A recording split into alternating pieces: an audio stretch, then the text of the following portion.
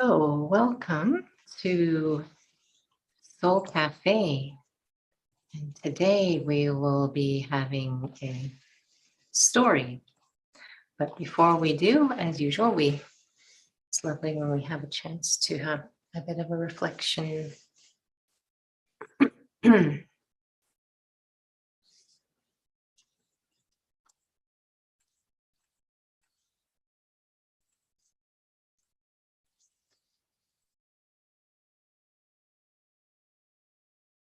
The heart of every being,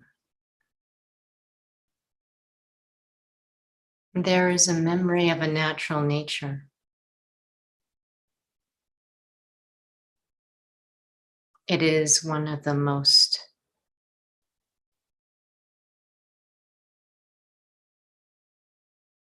well-known questions in the world. What is the true nature of humanity?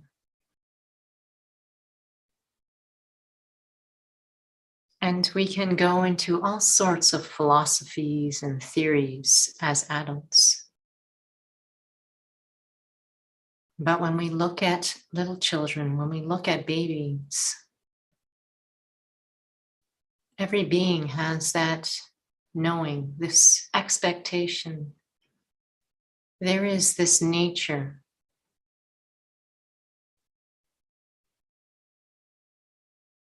that feels right, that feels true.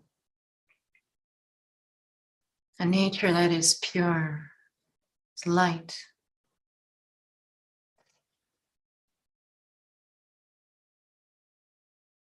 Free and at ease, kind and sweet, peaceful and happy. That isn't something you need to learn from school. That's something within each of us.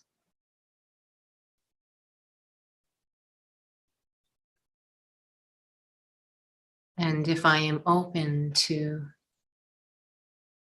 being aware that I'm much more that can be seen, much more than can be seen through the eyes, the roles,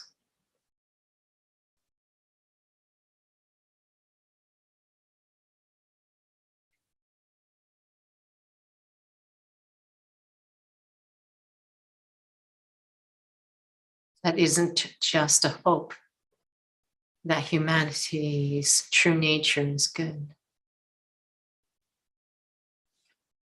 And perhaps to be open to let go of looking out there at others and looking at myself, of what I truly feel resonates with me, of what my true heart is like, the true me.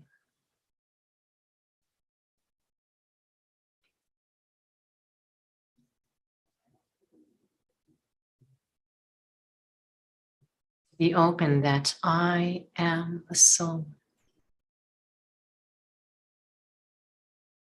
And the true nature of a soul is peace.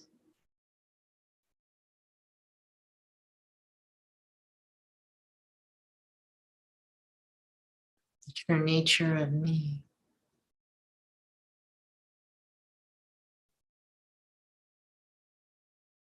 is wholesome, filled with integrity, worth that cannot be measured.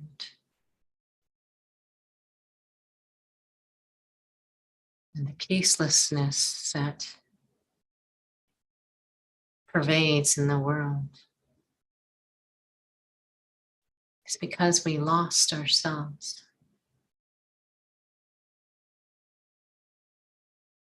Forgot our story, our journey.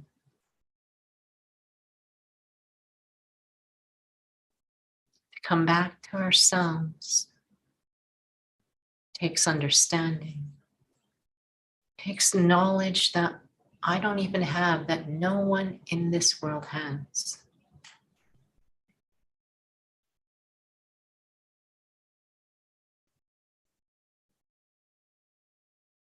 someone, parent of all souls, holds this understanding.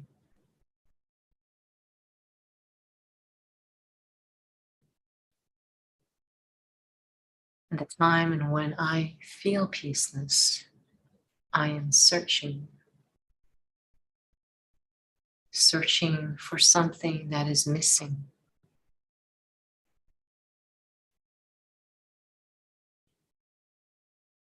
True me.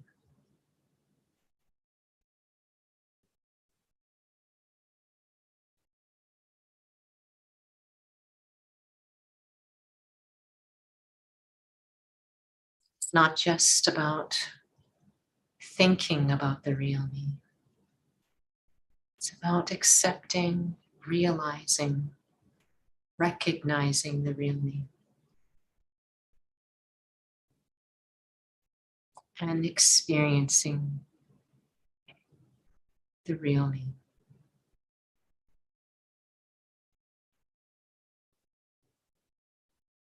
A being of light. And yet so much has been forgotten.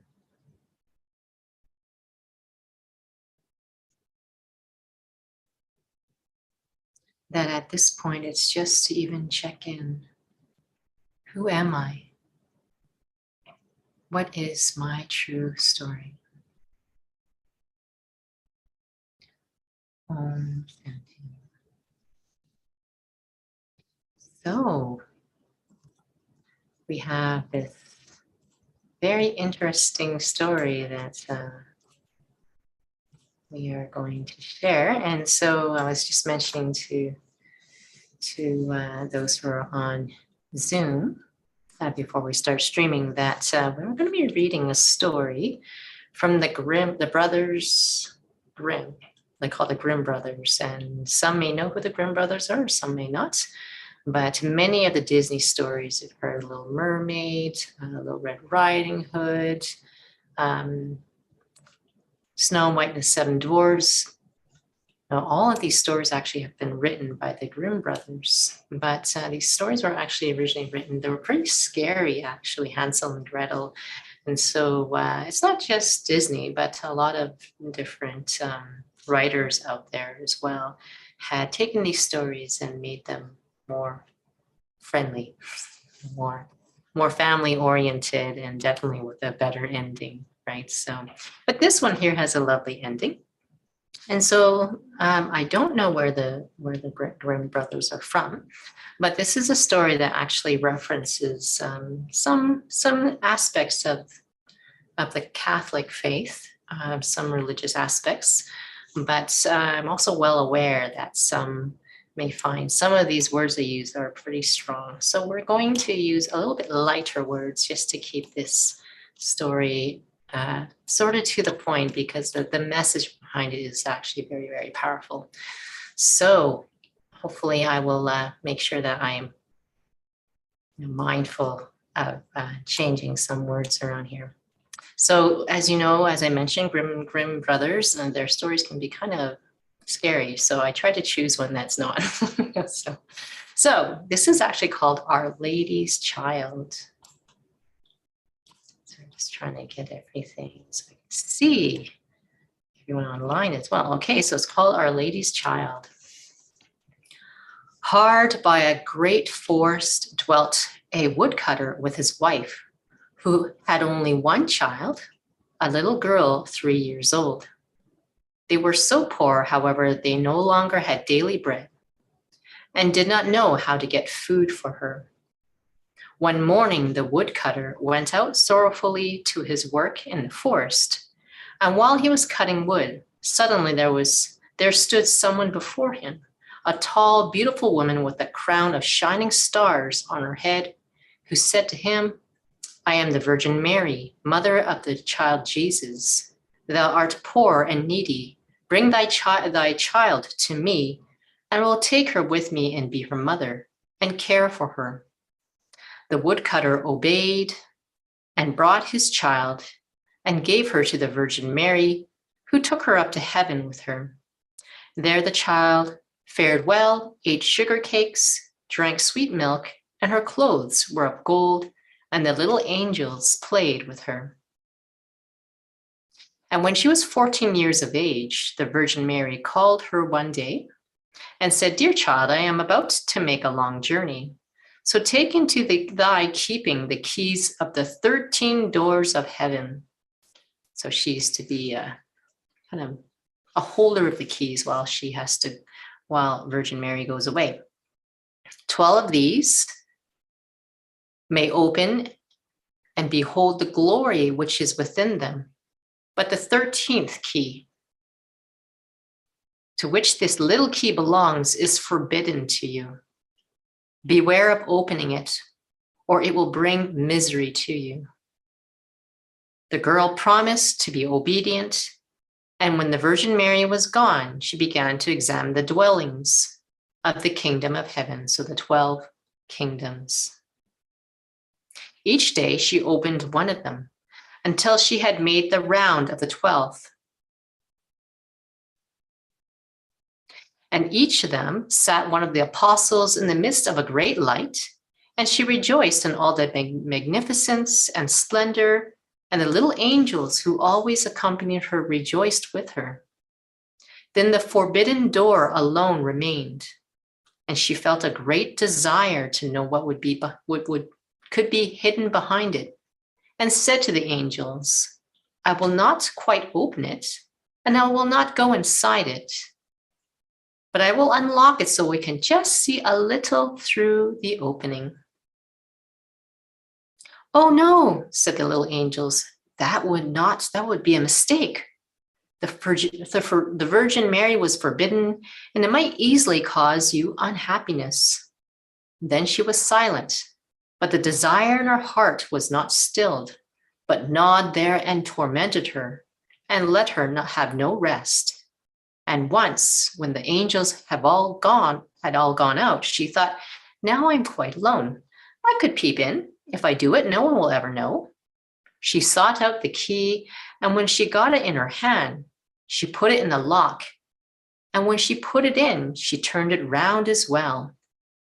And then she couldn't really keep the door closed. So what happened next? Then the door sprang open, and she saw there the Trinity sitting in fire and splendor.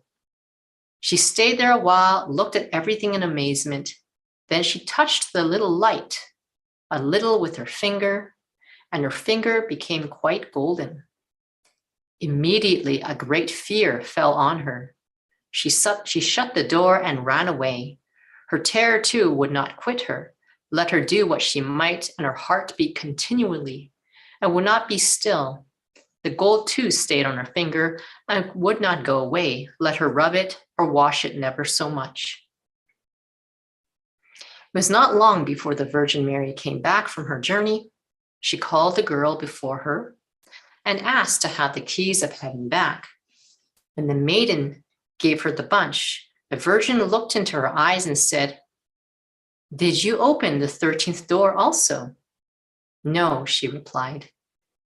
Then she laid her hand on the girl's heart and felt how it beat, and saw right well that she had disobeyed her order and opened the door. Then she said once again, "Are you certain that you have not done it?" "Yes," said the girl for the second time. Then she saw the finger which had become golden from touching the fire of heaven, and saw well that the child had disobeyed her, and said for the third time, "Did you do it?" "No," said the girl for the third time. Then said the Virgin Mary, "Since you had not obeyed me, and besides that you have also lied, you are no longer worthy to be in heaven." Then the girl fell into a deep sleep, and when she awoke, she lay on the earth below, in the midst of a wilderness. She wanted to cry out, but she could not forth no sound. She sprang up and wanted to run away, but wherever she turned herself, she was continually held back by the thick hedges of thorns, through which she could not break. In the desert in which she was imprisoned, there stood an old hollow tree, and this had to be her dwelling place, so a place where she lived. Into this she crept when night came, and here she slept. Here too she found a shelter from storm and rain, but it was a miserable life, and bitterly did she weep when she remembered how happy she had been in heaven, and how the angels had played with her. Roots and wild berries were her only food, and for these she sought as far as she could. In the autumn, she picked up the fallen nuts and leaves and carried them into the hole. The nuts were her food in winter. And when snow and ice came, she crept amongst the leaves like a poor little animal that she might not freeze. Before long, her clothes were all torn, and one bit of them after another fell off of her. As soon, however, as the sun shone warm again, she went out and sat in front of the tree, and her long hair covered her on all sides like a mantle. Thus she sat there year after year and felt the pain and the misery of the world. One day, when the trees were once more clothed in fresh green, the king of the country was hunting the forest and followed a road and had fled into the thicket which shut in this part of the forest. He got off his horse, tore the bushes asunder, and cut himself a path with his sword. When he had at last forced his way through, he saw a wonderfully beautiful maiden sitting under the tree. She sat there and was entirely covered with her golden hair down to her very feet. He stood still and looked at her full surprise. Then he spoke to her and said, "Who art thou? Why art thou sitting here in the wilderness?" But she gave no answer, for she could not open her mouth. The king continued, "Wilt thou go with me to my castle?" Then she just nodded her head a little. The king took her in his arms, carried her onto his horse, and rode home with her. When he reached the royal castle, he caused her to be dressed in beautiful garments and gave her things in all abundance. Although she could not speak, she was still so beautiful and charming that he began to love her with all his heart, and it was not long before he married her. After a year had passed, now is the queen, this maiden, brought a son into the world. Thereupon the Virgin Mary appeared to her in the night when she laid in her bed alone and said, "If thou wilt tell the truth and confess you did unlock the forbidden door, I will open thy mouth and give thee back thy speech. But if thou perseverest in thy mistake and denied this, I will take thy newborn child away from you and take this child away with me." Then the queen was permitted to answer, but she remained hard and said no, and did not open the forbidden door. And the Virgin Mary took the newborn child from her arms and vanished with it. Next morning, when the child was not to be found, it was whispered among the people the queen was a man-eater and had killed her own child.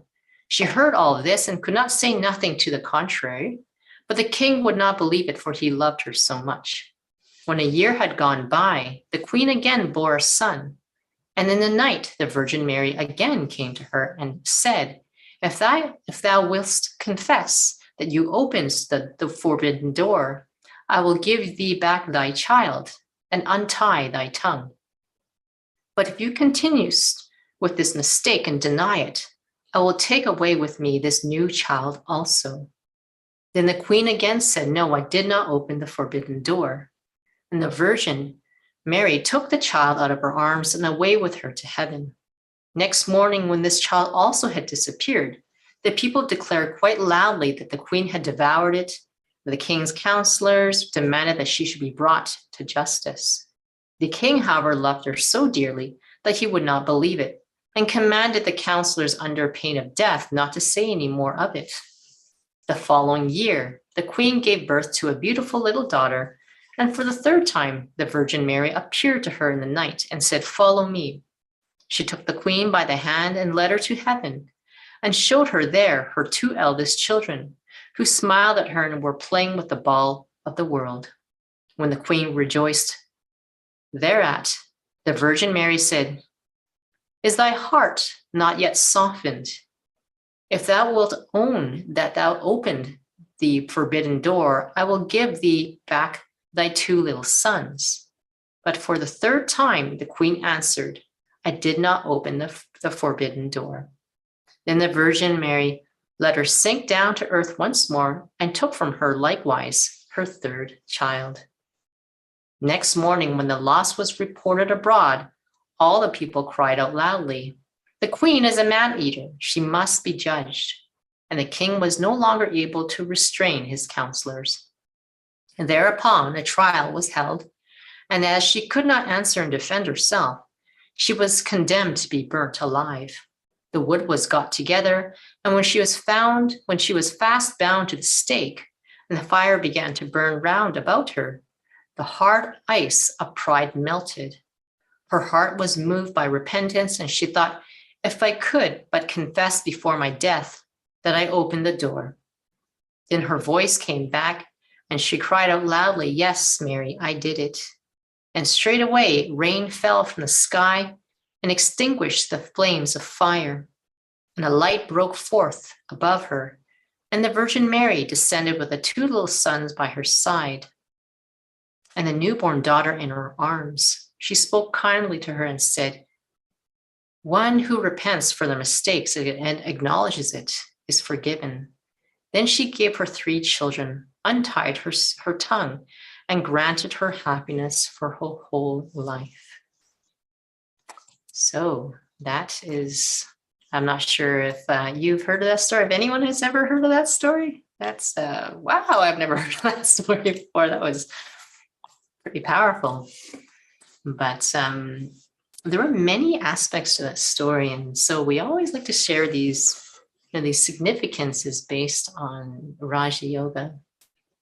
Because there are, so it's interesting. This story was definitely colored by whatever the upbringing and maybe religious faith of the Grimm brothers. But when I was reading this story, the first thing that I wanted to share was actually that part when she was told that you have 13 keys. And, the first 12 are places of heaven, but the 13th key, you're forbidden to open it. And what was interesting is when she just had this burning desire, she needed to open the 13th door. And that's, this pull that just wouldn't stop, badgering at her. And it was really reminding us of where we're at right now in our journey as spiritual beings. So we are speaking about the significance of this story through the lens of Raja Yoga, that every being in this world is a spiritual being, a soul. That our true nature actually is pure. There are 7 qualities of who we are, which is peace. Let's see if I can name them all. Peace, love, bliss, purity, truth, power, and I'm missing one. But, harmony, yes. So those are our true qualities.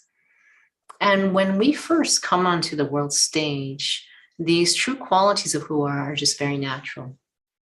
And so our capacities in terms of thinking, in terms of just the way that we operate, our nature, how we make decisions, everything is pure based on these 7 qualities.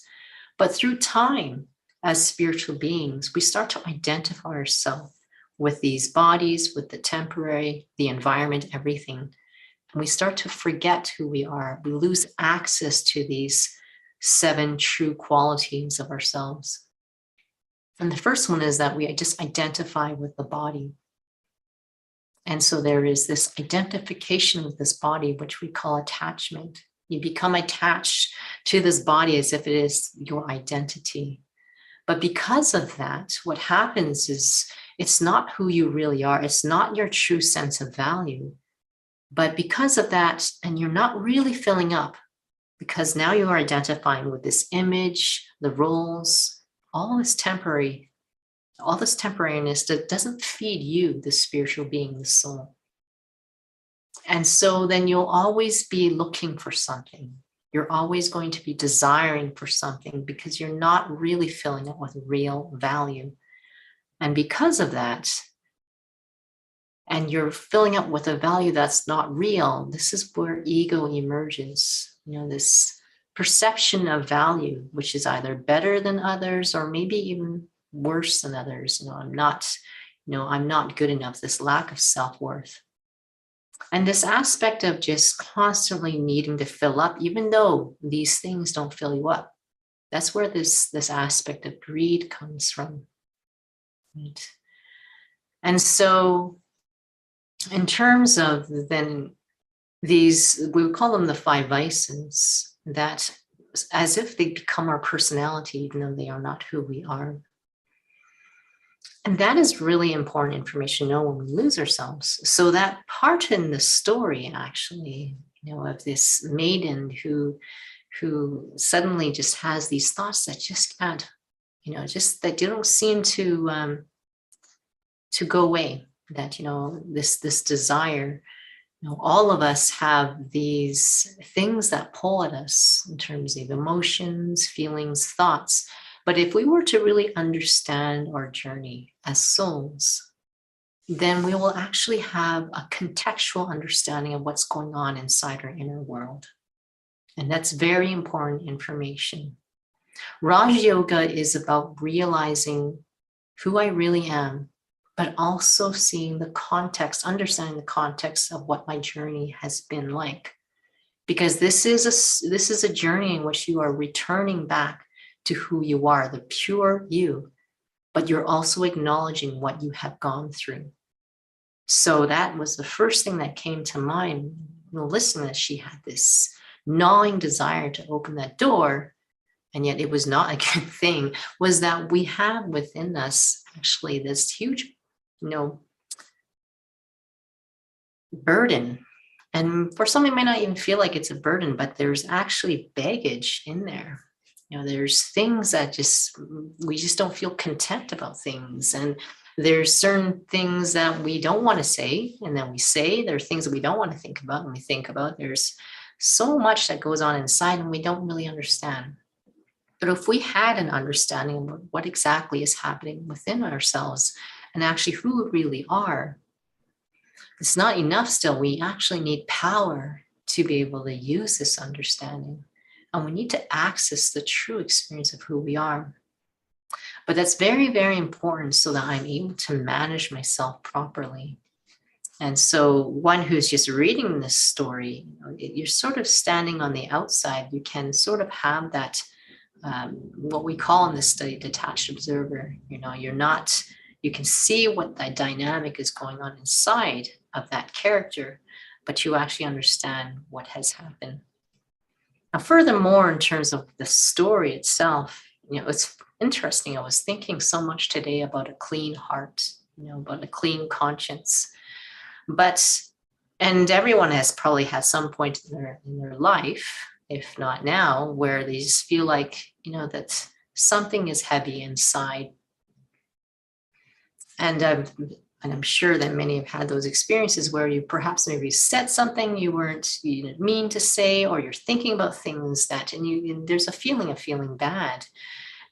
But in this study, you're really learning to see these things with a broad understanding of your story, of what has happened to you, that we have had to lose ourselves. Because as spiritual beings, when you're actually in the physical, for a certain amount of time, you will start to lose power. And I know we've mentioned about this. I'm not sure if it was previous story time, but through time, just like if you were to wake up and you decided you wanted to go hiking in the mountains for the entire day, by the end of the day, your clothes are all soiled, you've lost so much energy. You've used so much of your energy. You've probably eaten all your food. So, it's actually, there's an expense of energy when you're actually operating in the physical. And so that is just a very limited, just a limited example. But if we were to really have an understanding of ourselves, and one of the biggest things, the reason why we can't, even though if we have this understanding, but when things go on, it can be quite challenging to actually see these thoughts and to look at yourself as a detached observer is because what we really need is that practice of experiencing ourselves to be a soul. Like that is like a very, it's a very clear practice to experience that I, the soul, am separate from this body. I have a very distinct personality that has nothing to do with the physical. I have a very distinct sense of identity that has nothing to do with the roles, the image, this acquired personality, the mistakes, all of that. And that experience might seem like it has nothing to do with life, so to speak, but it is actually who I really am. I'm like this living seed. And through time, I've gone through a journey that as I play my part in the physical, that part starts to change and expand, and my original personality starts to change, and I completely forget who I really am. And it's very easy. I'm not sure for those who've ever studied any of the sciences, but DNA, if you're going to take one long stretch of DNA, actually, I think it's about a meter long, right? That's all wrapped up inside a cell. And I remember learning this, in biology class. And you don't question it. That's interesting. And that's all. It's like, wow, that's fascinating. DNA just wrapped up in one tiny, you can't even see that cell, right? But we can hold that. It's like this, like DNA that basically, determines, what one cell turns into. And then we got billions and billions of cells in this body. And so when it comes to me, the soul, this living seed that has this whole story actually that's written in me. And through my story, I go through that journey of this true sense of integrity, but through time, I lose myself. And so at this time, actually, to be able to come back to myself, I really need to take care. I do need some information about who I really am. And as I continue this journey of this information of who I really am, and to experience the true sense of me, I also need to be able to stay clean with myself whenever I make mistakes. So looking at the story is quite interesting of this maiden, because first of all, she doesn't even know who she is, right? But even like what was fascinating that she was not able to go and tell the truth. That's quite interesting. It's like we can even think about ourselves. Has that ever been the case? It may not be so overt like that, but I've really discovered lately as well is that sometimes we don't even realize that we're holding things from ourselves.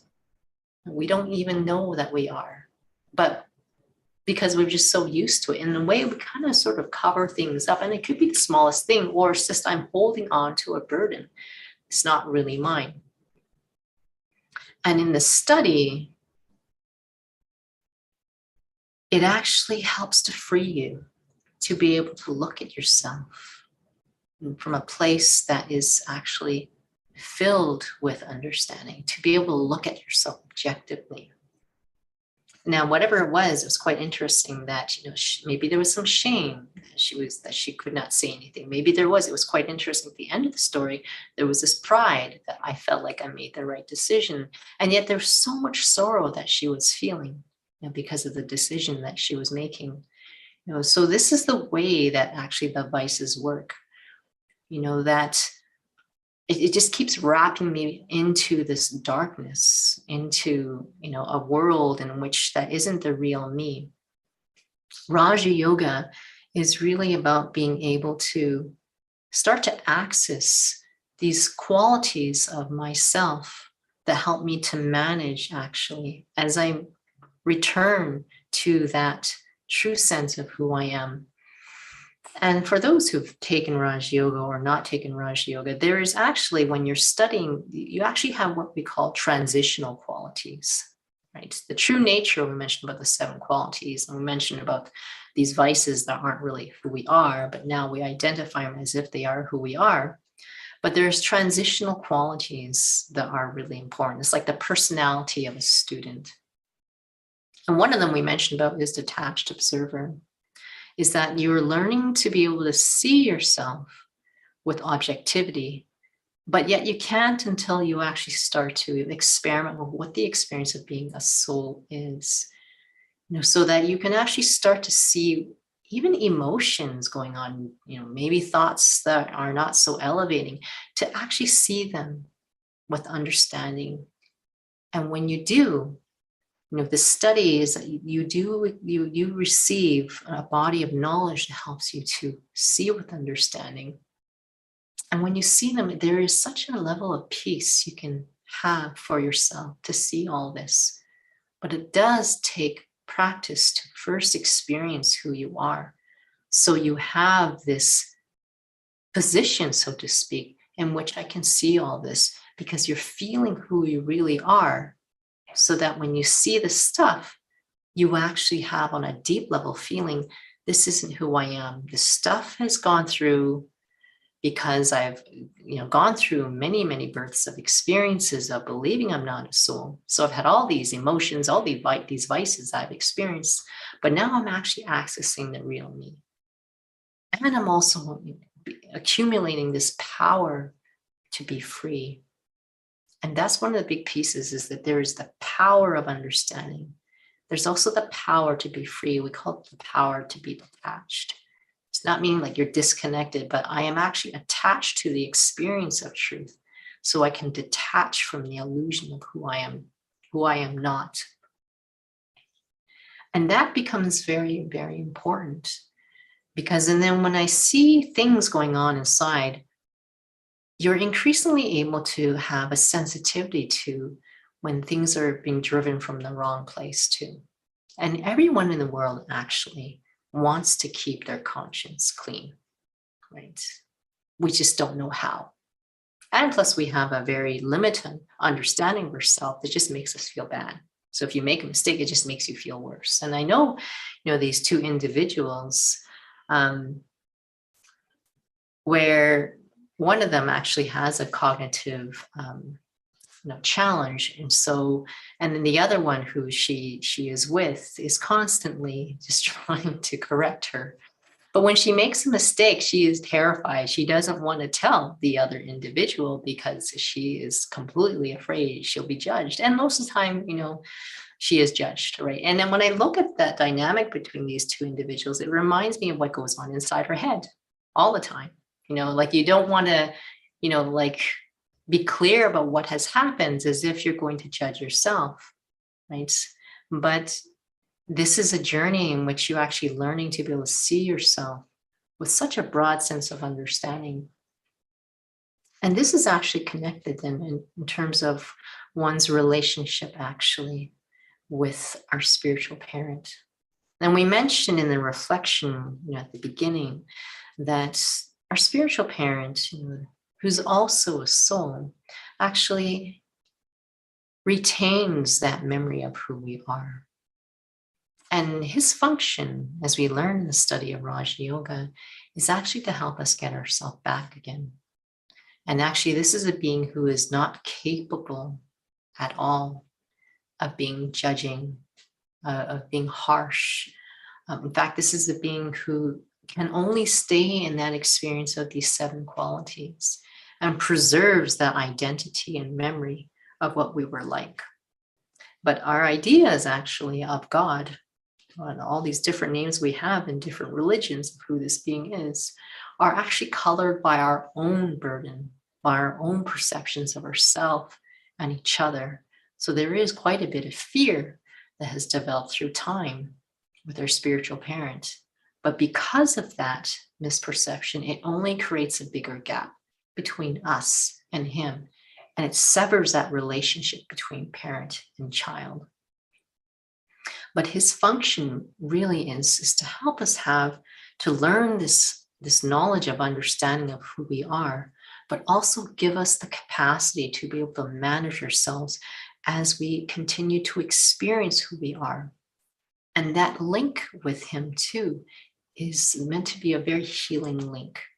And that experience of myself and the experience of being him is actually a very cooling, very gentle, non-intrusive experience, because that experience itself will take us back to ourselves. So even though intellectually speaking, we know that judging and complaining and controlling never leads to a good outcome, but we still do that with ourselves and others. And it's fascinating how we operate, and it has come to a point now where that we actually feel that war will bring peace. Yet when we really pause to really think about it, it's not. Revenge will never bring peace. And yet the only way to be able to let go is when there is, real peace inside. And it really has to begin with oneself. It's really easy to sort of lose the point when we look around us. And when you start to look inside, and this journey in Raja Yoga is actually meant to be a very enjoyable journey, a very gentle journey. And this word honest that's used in this study is really about what is going on inside, to be able to drill down deeper, that it's something about hurt, it's pain, but beneath that, it's always because there is such a want to find peace, such a want to find happiness and value. And even though with this character, that's always been the case too, there might have been shame because she made that mistake and she didn't have the power to be able to have these thoughts that kept nagging her to open that 13th door. But she was driven by these vices that are completely controlling the soul. But let's say theoretically, she actually had, the practice of Raja Yoga. It's like to be able to see what's going on inside oneself. And even if one makes a mistake, to be able to watch that, and you actually learn to have the power to forgive yourself. When we learn how to manage ourselves, it completely affects the next steps that we take. So this is why this aspect of, we often say, this study of Raja Yoga is actually cycle breaking. Because right now, the cycles that keep us stuck are really only just reinforcing these old ideas about ourselves. And we often we say it's body conscious. We just stay in this consciousness of physicality, where there is just a lot of guilt and just a lot of dark perceptions of ourselves. And we're not able to be free. We're not able to let go, understandably. And I'm not sure, it was Einstein who had shared that, if you're trying to solve a problem with the way it first originated, there's no way it will ever actually be resolved. And so right now, everyone is in the same boat. We've completely forgotten ourselves. And the way in which we try to find change is filled with so much violence and control and shame and guilt. There's even this saying, which I'm sure that some have heard, no pain, no gain. Like that in itself, we don't even question these things that we do. And in this study, you're actually at full permission that you do not have to judge yourself. And in fact, it actually takes spiritual power to not do that. And that, again, is not actually force or pain. But as you experience this lightness of who you are, this gentleness of who you are, like it actually takes power to feel that, because it's as if it's become second nature to try to force an experience, to try to make oneself feel this true quality of yourself that is still, a bit of violence that's in it. So it's such a fascinating study, but it completely makes sense when you just pause and really realize that to come back to our true selves, these 7 qualities, it certainly has to have qualities that actually serve those 7 qualities, not actually counteract them. And so I think there's so many layers to that story. I'm sure that many of you will have a chance to reflect on them as well. But I just wanted to pause. If anyone had any thoughts to share, comments, you're welcome to type in the chat box, or unmute yourself in Zoom, or type in the chat box in YouTube or in Instagram.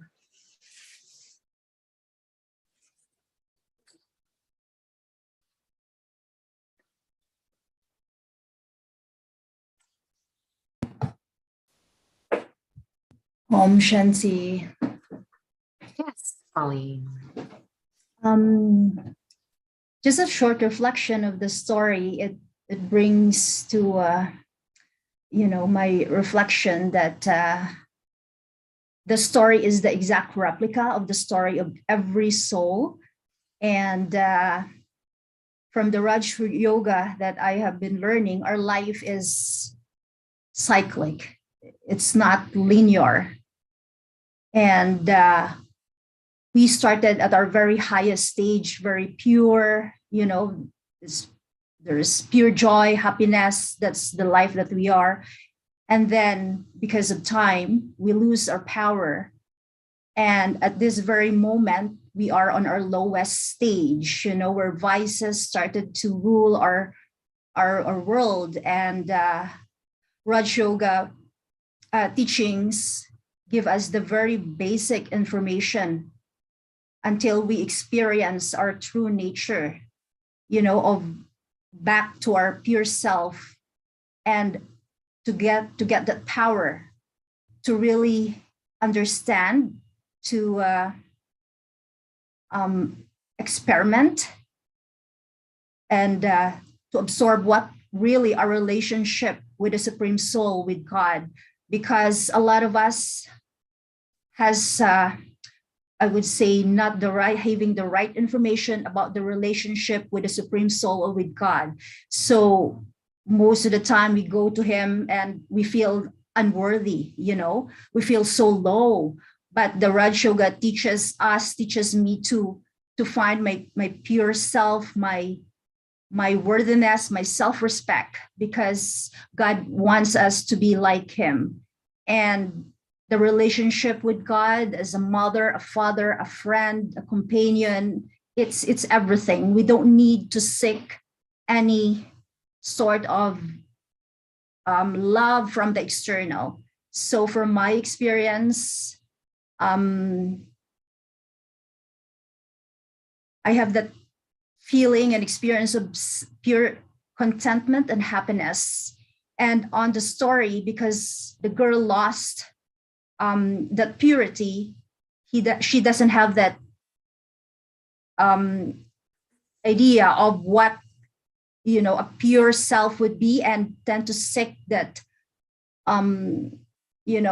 being attached to what the world can offer to her. So the desire, the ego, and all the vices has really given her that stage of seeking and being in the state of body consciousness. So with the right knowledge from the Raj Yoga study, we bring back to our original state, which is a soul. And through the experience and the experimentation, we can truly find our inner strength and our inner power back, and the link with God. So Om Shanti. It's interesting when you were sharing, because it was reminding me that, our true nature, souls, is that we do have power, right? And just for the purposes of when we would teach the course and facilitate the course, God also helps us understand that these 8 powers that we have, all other powers are within it, but there are some particular capacities within me, the soul, that are really important when it comes to managing the self. Just what you were sharing, one is the power to be able to tolerate and accommodate. And we've had a Raja Yoga interview with the public, and it was about this aspect of the power to tolerate. We didn't use that word because it's not very appealing to many, so we use the word the power to endure. So endurance, actually. And sometimes it makes it more relevant for souls if we use that word, that we know what it's like when you feel like you have you're reaching, if you're running on a race, or if you're hiking, or it's like near the end of the day, or that you have to endure what that really means. But in this study, in terms of this power to tolerate, is that what you're actually tolerating is like all the old stuff that isn't you, right? You could use it and say that someone has defamed you and you're trying to tolerate that. But most of the issues are actually going on inside. And even let's say someone defamed you, really, there's this beautiful quote by Eleanor Roosevelt, and I don't remember exactly the quote, but it was really that no one can take your self-respect away from you. It's that your self-respect means how you see yourself. Respect is to see again, how you see yourself. And so ultimately, it is how you see yourself. And the problem is that how we see ourselves is not clear, or it shakes. So when there's opinions from others, things that happen, outcomes, and it shakes my understanding and my perception of myself, then I think it's because of them. But ultimately, the onus still comes back to me, because at the end of the day, it's me who I live with. And it's really powerful, because in the study, this capacity of tolerate is that there are things that are going on inside, because the journey that I've been on when I lost myself, that I have all these different kinds of opinions and thoughts I have accumulated through time. And they are constantly challenging my real self. They may come up in terms of how I react to others, or react to myself, react to mistakes, worries, things like that, that actually are not my true nature. The power to tolerate any of these actual powers requires I increase the experience of being a soul, and I actually increase that experience of being connected to the Supreme Soul. And not just that, but to feel that my spiritual parents' true qualities, powers, and virtues are actually mine as well. To feel that I have a right over them. I am the heir of my spiritual parents. And that's not at a thought level, that's actually at a deep feeling level. And again, that takes time as well. But these powers that allow me to be able to manage, these powers are not useful when you're actually in that state that's pure. It's sort of not needed. It is who you are, but it's actually at this time when I come back to myself that I actually need to use these powers. And it's not meant to be like an intellectual thing. It actually just, it is increasing when you just keep practicing. But one other thing that you were sharing, Pauline, I was really thinking about was, this honesty with the self.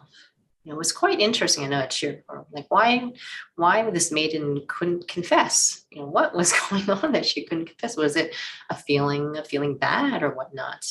And because ultimately this relationship with the Supreme Soul, if I can just be honest with myself and him, whatever mistakes, or like, I don't even know what I'm doing, or that, because ultimately hidden behind anything that we do that takes us away from ourselves, and we can tell because our conscience starts to bite, is that there's something actually underneath that.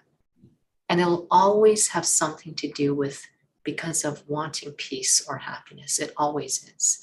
And peace and happiness are very linked to value. I'm always looking for value. And if we can just have some more patience with ourselves, and that itself is also something that I can accumulate. That is actually another one of those transitional qualities in terms of this study. But that was probably one of the most biggest interesting aspects of the story. So what is it that's going on inside us? And why I was thinking about the power to tolerate. And I was also thinking about the power to accommodate, the power to face, not about the words itself, but it was a feeling that I need to develop, and I will learn to develop, to have a big enough heart to accommodate what has happened to me. But this aspect of the power of the face is that I can actually see what's going on inside, this ugliness that has accumulated, but actually not identify with it, not reject it, but actually understand. Like, these are not meant to be these powers that, just become very intellectual, but it actually happens as you continue to feel who you are, as you continue to understand what you've been through and use that understanding through the day, that your capacities actually increase. And the more you use this understanding for yourself, the more you can actually even talk to yourself, just check in what's going on. We've become so used to just glazing over things that go on inside. And this isn't a study where you're dissecting things. You're actually being able to feel what feels right, and you're able to see. And it's not a thinking thing. It's actually one of the capacities that we naturally have, we call the intellect. You start to sense when something doesn't feel right, and checking in because of just our ideas of ourselves, we've sort of see ourselves with the wrong light, and so we start to analyze ourselves, and it actually makes it worse. So it's actually understandable why we're afraid to sort of look inside, because we actually haven't been doing it in a healthy way. So it's such a liberating study, actually, because you are actually learning that you have permission to actually look at yourself in a way that actually you really wanted to, right? And so, but there are these old habits that come up, and you also have to be cognizant of these habits that can sort of leap out of nowhere, just like that door that just sprang open, right? So it is a beautiful study, and I've always mentioned this before, but if there's ever any trace of anything that is controlling or violent, be aware something of the old past is actually coming up again, right? And it's always something you have to remind yourself, because we take that baggage with us into this study, and we may not even realize it. So any final thoughts before we have a little reflection? Yes, go ahead. Just a short sharing, because you mentioned about that old pattern. So earlier today, I was with a coach, and it was a powerlifting. And I don't know him actually, and he don't know me, but he can sense, setting aside arrogance and ego. He can sense that I'm strong, and because I had self-doubt and I had injury, I lifted the medium weights, right? So, and then he started to pick up a lot of plates and put plates on the barbell. And it's like, oh my gosh, this Your is barbell. Oh, barbell. And on it's your like, barbell. yeah, the barbell. And then the vibration that he sent is like, this is for you, So I just ignore and then lift the medium weight barbell. And it's like, no, I don't want that. You pick up that heavy. It's like, no, I can't. I have injury. It's like, no, this is only for 20 seconds. Come on. So I trusted him because he trusts me, but the self-doubt keep on, repeating, no, you can't lift that because it's been a while. You've never done the heavy lifting. But I trusted him and I have faith in him. And then I started to have faith with myself. I lifted it, and actually it was effortless with proper techniques. And there's a lot of focus and concentration. And it was quite of a success. And it's just so rewarding and liberating, although that's more on the physical aspect. But the lesson I learned is, we always say, I'm a soul, I'm this and that. But sometimes in situations, you forgot that you are a soul. And then you started to go back to your old habits of self-doubts and, but it was very rewarding and liberating. And it was a blissful experience. And I thank him. And I was actually thinking about God that time, because I felt that he is giving me that power that you can do it. And I made it, and effortless. So. Yeah, it reminds me of that, we have many opportunities to experiment. And a part of it is actually paying attention. Is that, as you were saying, we probably kind of revert to old ideas, but really just like, if I were to have a chart and just check myself, how much do I actually experiment with soul consciousness? Just that I'm separate from the body. And the more I was feeling it today, the more I do, I actually can feel that I'm actually staying with my spiritual parent, that I don't feel alone. And, it doesn't feel isolating, and whatever happens actually with this ever changing, uncertain world, I'm safe, right? But I need to actually practice that I am a soul, and realize that, that practice can actually sort of go to the wayside all the time. Yeah. Well, thank you for sharing. So perhaps we will have a little reflection.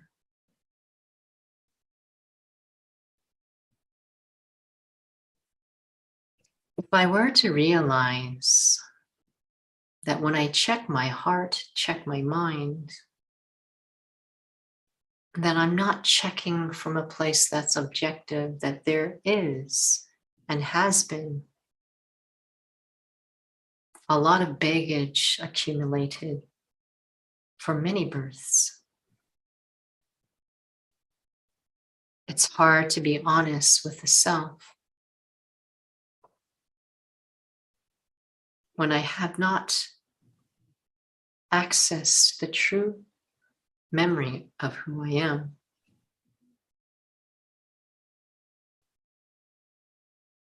And just a little at a time, one drop at a time,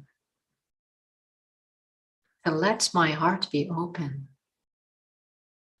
to considering that I am a soul. I am this being, this living presence inside the body.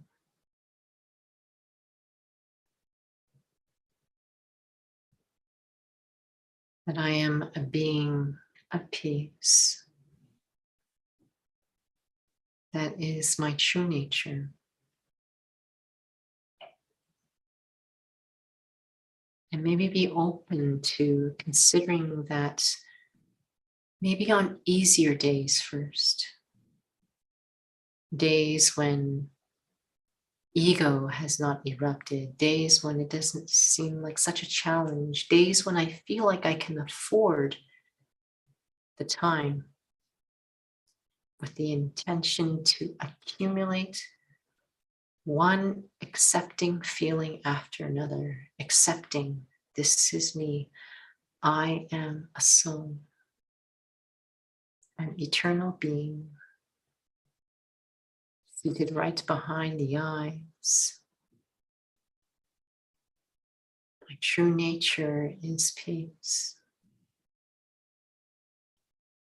I'm not learning to feel this for others, for a certain situation. I'm learning to feel and be aware of me, the soul, because this is just who I am. I'm learning to feel, be aware that I am a soul. And this is the absolute truth of me.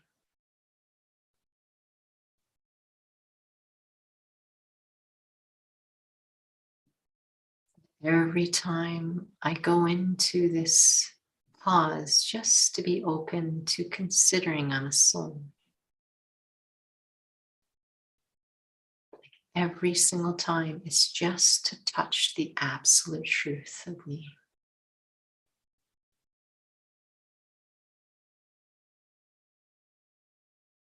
I'm a being of light, being who is eternal, guest.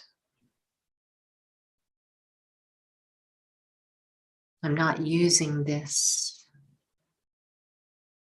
to defend myself. I'm not using this as a reaction.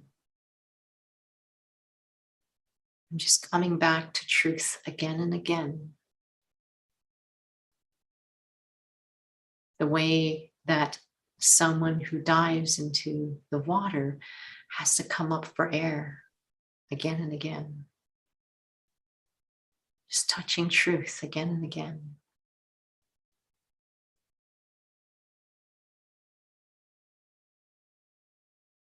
Accumulating what is real. And let that change me back to who I am.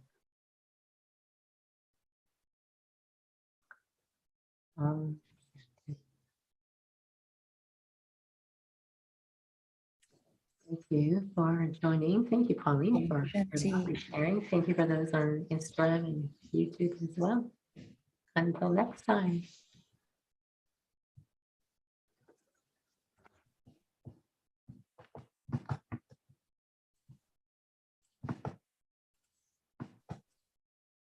Take care,